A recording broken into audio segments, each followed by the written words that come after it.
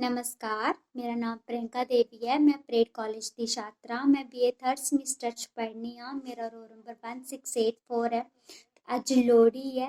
मेरे तरफ तो तुसें सारें गी लोहड़ी दियां मतियां मतियां मुबारखां। ते अज लोहड़ी दे इस ध्याड़े पर मैं थुआढ़े सामने सुरजीत घोष बड़सली हुंदी एक कविता बोलना चाह्नी आं, जेह्दा नांऽ ऐ लोहड़ी ऐ भाई लोहड़ी ऐ।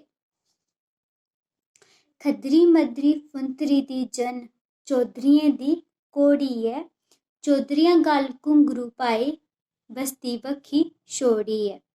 बस्ती अंदर चौनें पास्सै मुंगफली ते रेह्ड़ी ऐ। बिना लगामै दौड़ै घोड़ी जाना कुत्थै धोड़ी ऐ। लोहड़ी ऐ भाई लोहड़ी ऐ। जन्नी कैंकर ओबड़ खोबड़ सारी शिड़क खरोड़ी ऐ। बिच्चें बिच्चें खड्डे पेदे बिच्चें बिच्चें रोड़ी ऐ। खड़खड़ करदी दौड़ा करदी पेदी घोड़ा घोड़ी ऐ। सारै लोकै रौली पा दी भाइये कोह्दी घोड़ी ऐ। लोहड़ी ऐ भाई लोहड़ी ऐ। तातो बिंद सभाऽ दा त्रिक्खा ताई बड़ी गलोड़ी ऐ। बड़ी निराली इस बस्ती च एह् दोनें दी जोड़ी ऐ। दोनै रलियै फड़ी गलामां मुंडी लेई मरोड़ी ऐ।